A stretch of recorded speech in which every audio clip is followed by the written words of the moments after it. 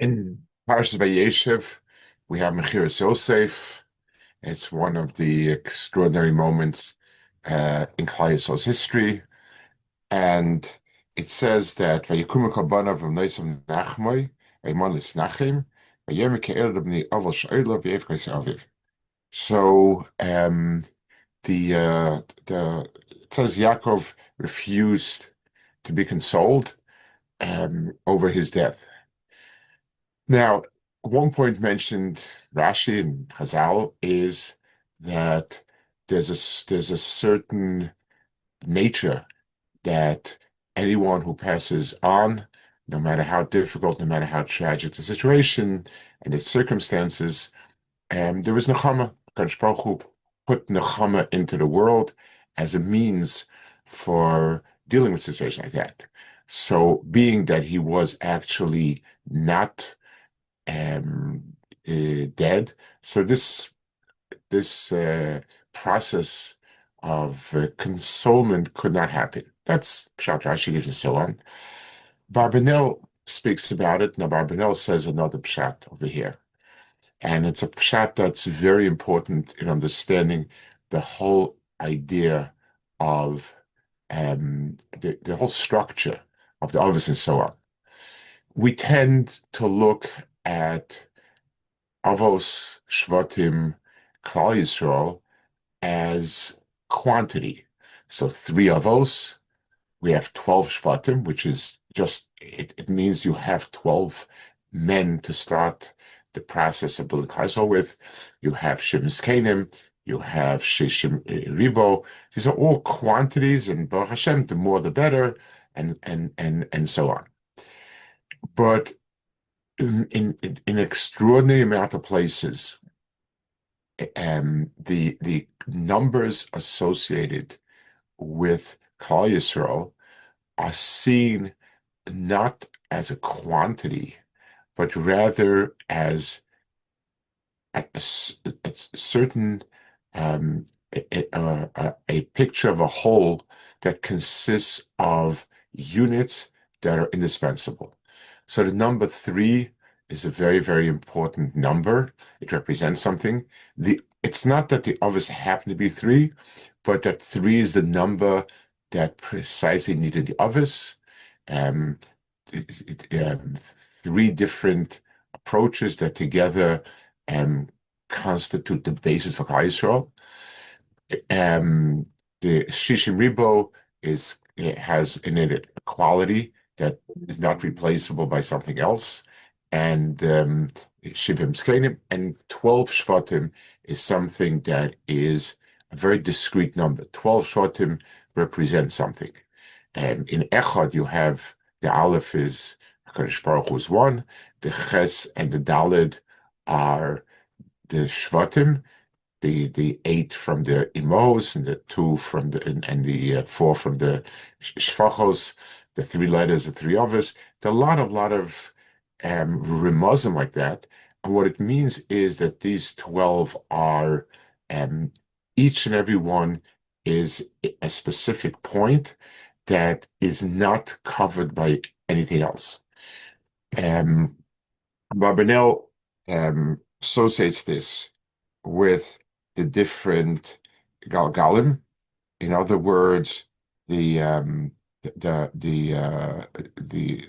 celestial bodies that are visible to us, planets. He has his cheshbon, how he does it, and so on. And that's one association. But the point is, each and every one is a piece that is in a unique position, meaning has a unique personality and something unique about them, and irreplaceable by the other ones. He explains that he goes through the parasha of Pelegish Begiva. Pelegish Begiva was a terrible event that happens in Tanakh. It happened when something bad happened in Shevet Binyamin, and the other Shvatim ganged up and killed out a lot of Binyamin and refused anything to do with them. And the Shevet Binyamin was about to be extinguished, and it says that the V'zet Tamach Haroda Hagdola The reason why Klal Yisrael was so traumatized, they expressed it as following: Vayivku b'chi gadol vayomru lama shema keYisrael hoise kezois b'Yisrael li pakid hayom Yisrael shevet echad. Why this terrible day come when a shevet is missing? So they weren't lamenting many people killed, and so on. That certainly was a big tragedy. But the ultimate tragedy is that a shevet would become eliminated. If a shevet becomes eliminated, then Klal Yisrael is simply not Klal Yisrael. Numbers, more and less, are a bracha, a tragedy if we lose them. But at the end of it all, it's something which is not indispensable. A shevet is indispensable. We have a Gemara. The Gemara says, first of all, we have a halacha. The halacha is that every shevet has its own Sanhedrin.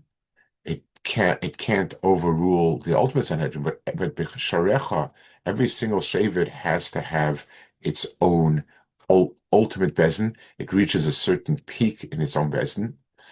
The Gemara also says kaimalon, that we have a Masoris that just like Klal Yisrael cannot be destroyed, no shevet in particular can be destroyed. So each and every shevet has a character that's irreplaceable. If it could be replaced, then in a certain sense, as long as you have Klal Yisrael, you have that shevet.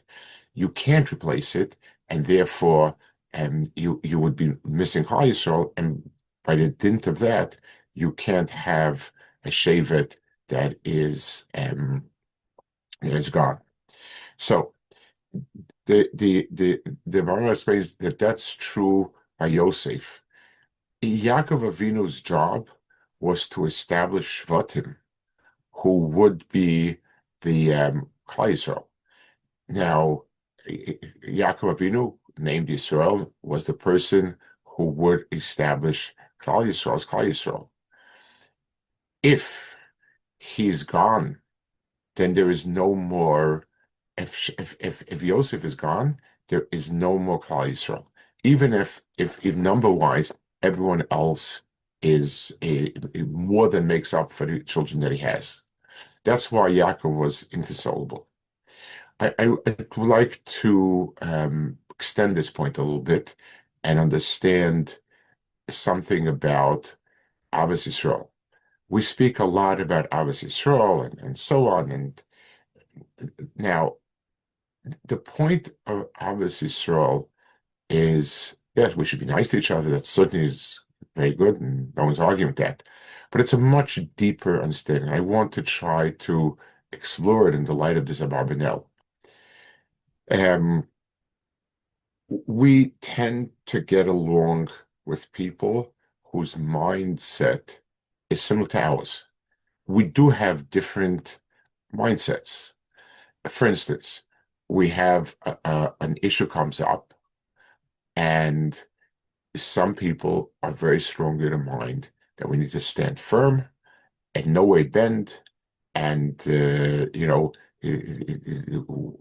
come what may, this is what we are, and push back vehemently.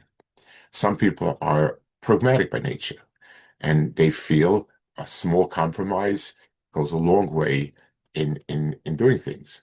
One group feels that that's you're losing the truth. One feels that you're being real, and in the end of it all, that triumphs. You have people who need a religious experience saturated with emotion. Without it, it's dry, it's lifeless, and it doesn't, it just disappears. A different mindset is that's a lot of fluff and a lot of schmaltz, nothing real. The only thing that's real are things that are cerebral, things that are seichel and chachma and so on. And the emphasis should be on that. Those are two mindsets. And so at best, so if somebody is impatient and doesn't care, so he despises the other person, and he just does what he can to get rid of the other person and his opinion and his influence.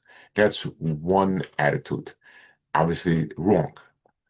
A second attitude is a tolerance that, listen, it's his mishagas and and that's where he is, and we have to tolerate. That's obviously better, but it's also not what the truth is. The truth is that Klal Yisrael consists of Shvatim, like Levi, who Mila Shem Elai, Ish Chaber Ba'ochiv Vaviv, they were ready to kill everyone, for the purity of Klal Yisrael, and includes someone like Shevet Dan, who stands at the outside of the perimeter and shoes in the people that have strayed beyond. So these are two diametrically opposed um, mindsets.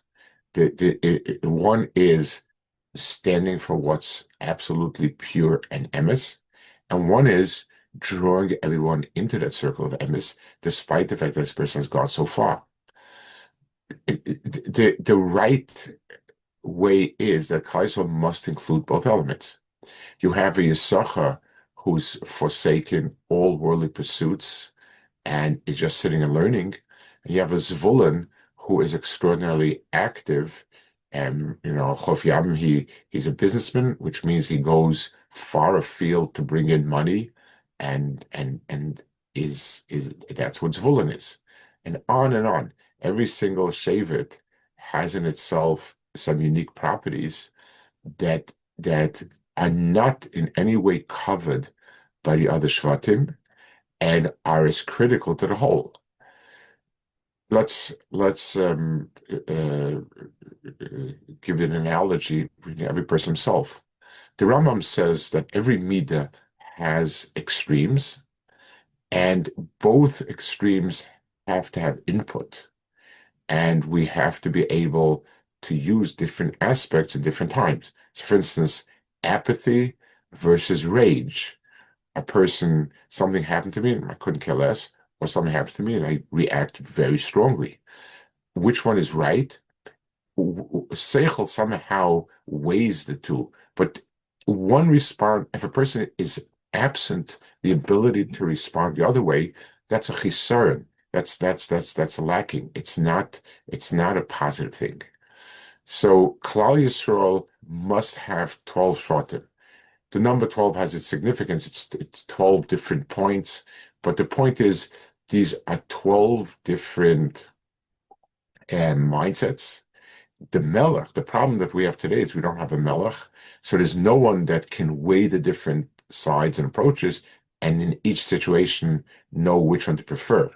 But if we don't have it in our reserve, if we don't have every single attitude at our disposal, then we're not Klal Yisrael. So just like a person who is totally apathetic, has no reaction to him, is a flawed person. A person who totally reacts and has no way of letting go is severely flawed. Klal Yisrael, if it's missing a shevet and something that is of significance, is not Klal Yisrael. And that's why Yaakov Avinu was so unconsolable after the after the after he thought Yosef was missing, because Klal Yisrael without Yosef is not Klal Yisrael, and Yaakov failed at his mission to establish Klal Yisrael. It's in a very, very important perspective in understanding how to deal with the people that are sincere. We're not talking about a person who's not sincere. That's not a midah tova. A person who is a kanoi because he's wild and crazy, or a person who is pragmatic because he couldn't care less. Neither the two are valid opinions or shitas or deis. But a person who sincerely is a kanoi because how can you tolerate one deviance? It's wrong, and you're violating the truth by nodding along. The other person says it's very difficult, but we have to be able to tread a pragmatic path so that we continue. If they're sincere, based on a Torah viewpoint, meaning the person is of the caliber that that he found this in Torah, and he's of the caliber that it's of significance, and he's expressing the das that Hakadosh Baruch Hu gave him, then that opinion is critical to have in Klal Yisrael. That's why in Sanhedrin you start with the lowest, the newest, the youngest member, because we want to hear all the tzaddim. The opinions that has to be formed after hearing all the 70 tzaddim. Each and every Shevet and household, the people that are sincerely coming from a Torah perspective, not despite the fact that they differ, because they differ and we're able to hear different voices, that is Klal Yisrael. So